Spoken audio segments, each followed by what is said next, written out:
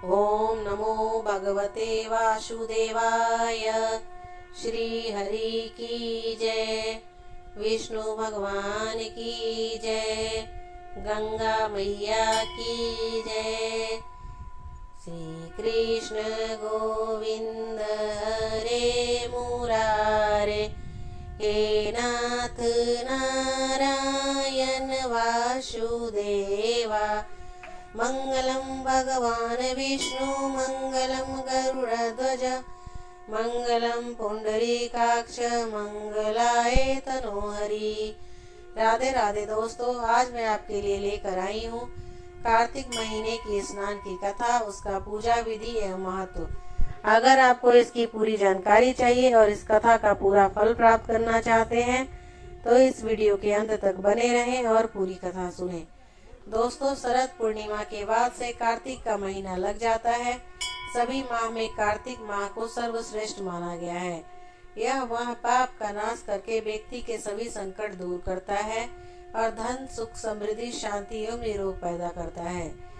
कार्तिक मास में दीपदान, तुलसी पूजन, भूमि पर सोना, दलहन की चीजों का त्याग करना, आत्म संयम और भोजन का संयम करना चाहिए। इस दिन शंख बजाना चाहिए और भगवान को शंख से स्नान कराना चाहिए। कार्तिक मास में तुलसी की सेवा और उनके सामने दीपक जलाने से भगवान विष्णु प्रसन्न होते हैं। हिंदू धर्म में कार्तिक माह का विशेष महत्व है क्योंकि यह चतुर्मास का आखिरी माह होता है। इस माह भगवान विष्णु योग निद्रा से जाग जाते हैं और भगवान विष्णु देवोत्थान एकादशी यानी देव उठनी एकादशी से जाग जाते हैं। ऐसे में कार्तिक मास में भगवान विष्णु की पूजा करने से विशेष फलों की प्राप्ति होती है। तो आइए वीडियो की शुरुआत करते हैं। कार्तिक के महीने में परम पावनी गंगा नदी में डुबकी लगाना बहुत ही अच्छा माना गया है। अगर आप गंगा में स्नान नहीं कर सकते हैं तो घर पर नहाने के पानी में गंगाजल मिलाकर जरूर स्नान करें। एक पौराणिक कथा के अनुसार एक समय की बात है, किसी नगर में एक बूढ़ा व्यक्ति रहता था और उसकी 7 बहुएं थी। एक बार कार्तिक का महीना आया और उसने अपनी बहुओं से कहा कि मैं कार्तिक स्नान करूंगा, क्या तुम मुझे निभा दोगी? 7 में से 6 बहुओं ने मना कर दिया, लेकिन बड़ी बहू ने कहा कि मैं निभा दूंगी। बूढ़ा हर रोज सुबह उठता और नदी पर स्नान करके घर आता। गीली धोती को वह बड़ी बहू के आंगन में सुखा देता। जैसे जैसे उस गीली धोती में से पानी की बूंदें जमीन पर गिरती, वैसे ही वह हीरे मोतियों में बदल जाती। धोती से हीरे मोती गिरते देख बाकी 6 बहुओं ने से रहा नहीं गया और वे बोली कि हम भी बूढ़े को अपने यहाँ नहाने को बोलते हैं। उन्होंने कहा कि पिताजी, आप कल से हमारे यहाँ कार्तिक नहा लेना। बूढ़े ने कहा ठीक है, मुझे तो नहाना ही है, मैं तुम्हारे यहाँ नहा लूंगा। बूढ़ा सवेरे सुबह उठकर आए और धोती उसने दूसरी बहू के आंगन में सुखाने के लिए डाल दी, लेकिन यहाँ हीरे मोती के बजाय कीचड़ टपकने लगा।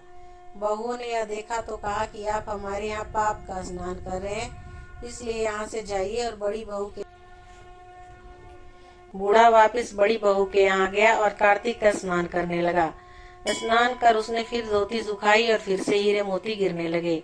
अब कार्तिक का महीना समाप्त होने को था। बूढ़ा चिंता में पड़ गया कि तो बड़ी बहू ने चिंता का कारण पूछा। उसने कहा कि कार्तिक स्नान समाप्त होने को है और मेरा मन है कि मैं सारे परिवार को एक दिन खाने का न्योता दूं। बड़ी बहू ने कहा कि पिताजी, इसमें चिंता की क्या बात है, आप सभी को बुला ले, मैं खाना बना दूंगी। बूढ़ा सभी को निमंत्रण देने गया तो बाकी बहुओं ने कहा कि जब तक यह घर पर रहेगी हम खाना पर नहीं आएंगे। बूढ़ा फिर से चिंता में पड़ गया कि ऐसे कैसे होगा और सूखने लगा। बूढ़े को सूखते देख बड़ी बहू ने कहा कि पिताजी, अब आपको क्या चिंता है?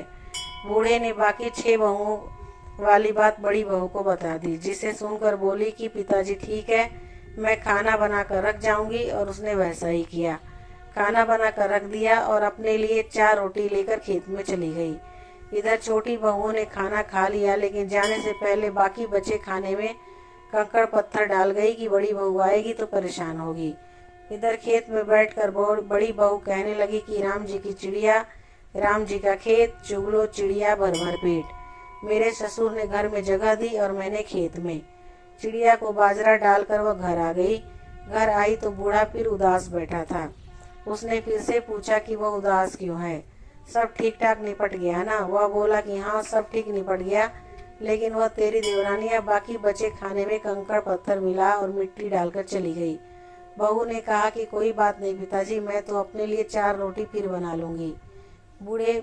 बहू बूढ़े से बात कर घर के भीतर जाकर खाने को देखती है, लेकिन वह देखती है कि जिसे खाने में सब कंकड़ पत्थर डालती है और वह हीरे मोती में बदल गए हैं। घर की जगह महल खड़ा हो गया और धन दौलत से भर गया। अन्न के भंडार घर में पड़े हैं।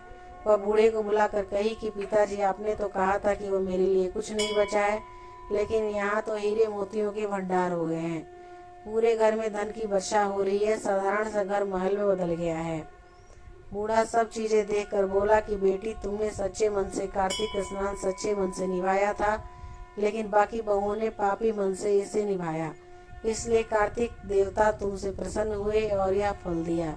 हे कार्तिक देवता, जैसे आपने बड़ी बहू की सुनी वैसे आप सबकी सुनना। दोस्तों, धार्मिक मान्यताओं के अनुसार कार्तिक माह में भगवान विष्णु मत्स्य के रूप में जल में निवास करते हैं। ऐसे में कार्तिक महीने में सूर्योदय से पहले उठकर किसी पवित्र नदी में स्नान करना बहुत ही शुभ फलदायी माना जाता है। धार्मिक मान्यताओं के अनुसार ऐसा करने से साधक को मोक्ष की प्राप्ति होती है और उसके सभी पाप धुल जाते हैं। कार्तिक महीने को दामोदर महीने के नाम से भी जाना जाता है, क्योंकि छोटे कृष्ण ने कार्तिक महीने में दीपावली के दिन अपनी सभी प्यारी लीला दामोदर लीला की थी। एक खूबसूरत सुबह माँ यशोदा दूध को मथ रही थी, गा रही थी और कृष्ण की लीलाओं को याद कर रही थी, और छोटे कृष्ण उनके सामने प्रकट हुए। कार्तिक के महीने में पूरे 30 दिन तुलसी जी के नीचे घी का दीपक जरूर जलाएं। अगर आप लगातार इतने दिन तक दीपक जलाने में असमर्थ है तो देव उत्थान एकादशी से लेकर कार्तिक पूर्णिमा तक कम से कम 5 दिन दीपक जरूर जलाएं।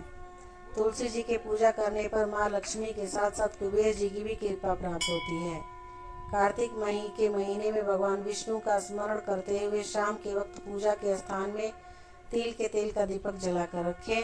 पौराणिक मान्यताओं के अनुसार भगवान विष्णु ने स्वयं कुबेर जी से कहा कि कार्तिक माह में जो मेरी उपासना करेगा उसे कभी धन की कमी नहीं होगी। कार्तिक मास आरोग्य प्रदान करने वाला, रोग विनाशक, सद्बुद्धि प्रदान करने वाला तथा माँ लक्ष्मी की साधना के लिए सर्वोत्तम है। इस महीने में भगवान विष्णु की पूजा के लिए सबसे खास माना गया है, इसलिए इस महीने में विष्णु प्रिया तुलसी की पूजा करना भी बहुत खास माना गया है। इस पूरे महीने में तुलसी जी के पौधे के नीचे घर का दीपक जलाने की परंपरा है। ऐसा करने से आपका धन लाभ होता है और आपके घर में लक्ष्मी का वास होता है। कार्तिक पूर्णिमा के दिन शालिग्राम और तुलसी का विवाह करवाया जाता है। पौराणिक कथाओं के अनुसार इस महीने में श्रीहरि मत्स्य अवतार में रहते हैं, इसलिए महीने में भूल कर भी मछली या अन्य प्रकार की तामसिक चीज़ों का सेवन नहीं करें। कार्तिक माह का हिंदू धर्म में विशेष स्थान है। दरअसल इस महीने में भगवान विष्णु लंबे समय की नींद के बाद जागते हैं।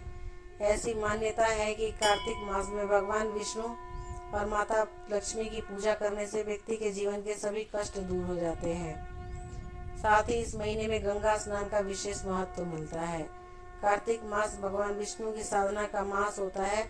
इस मास में व्रती संकल्पी स्त्री पुरुष ब्रह्म मुहूर्त में तारों की छाव में स्नान करते हैं और रात्रि में तारों की छिपा छाया कोई बादी भोजन ग्रहण करते हैं। कार्तिक स्नान के बारे में पुराणों में कहा गया है कि जो मनुष्य संकल्प लेकर तिलक स्नान का नियम पूर्वक अलग पालन करता है वह भगवान विष्णु के प्रिय बन जाता है। पृथ्वी लोक में रहते हुए वह मनुष्य समस्त सांसारिक भोगों का स्वाद चखता है और मृत्यु के पश्चात श्रीहरि के नाम वैकुंठ होकर वैकुंठ लोक पहुंच जाता है। जो मनुष्य कार्तिक स्नान करना चाहता है और कार्तिक के मास के व्रत रखना चाहता है उसे पूर्ण शुद्धता और उसके नियमों का पालन अवश्य करना चाहिए। कार्तिक के समान कोई दूसरा महीना नहीं, सतयुग के समान कोई युग नहीं और वेद के समान कोई शास्त्र नहीं और गंगा जी के समान कोई तीर्थ नहीं। कार्तिक स्नान के लिए तीर्थराज प्रयाग, अयोध्या, कुरुक्षेत्र और काशी को सर्वश्रेष्ठ माना गया है। प्राचीन काल में कुरुक्षेत्र में सरस्वती का बहाव था। इसके साथ ही सभी पवित्र नदियों और तीर्थ स्थलों पर भी स्नान का प्रधान है। ये दो इस स्थान और यहाँ तो दोस्तों, कार्तिक महीने की कथा, उसका महत्व एवं पूजा विधि आपको कैसी लगी मुझे कमेंट करके जरूर बताइएगा। अगर आप मेरे चैनल पे नए हैं और अभी तक सब्सक्राइब नहीं किया है तो मेरे चैनल को सब्सक्राइब कर लीजिए, ताकि मैं जब भी कोई वीडियो डालूँ आपके पास नोटिफिकेशन आए और आप मेरी वीडियो को देख पाएँ और सुन पाएँ। और अगर आपने पहले से सब्सक्राइब कर रखा है तो दोबारा से वो बटन न दबाएं, नहीं तो आपका चैनल अनसब्सक्राइब हो जाएगा। धन्यवाद।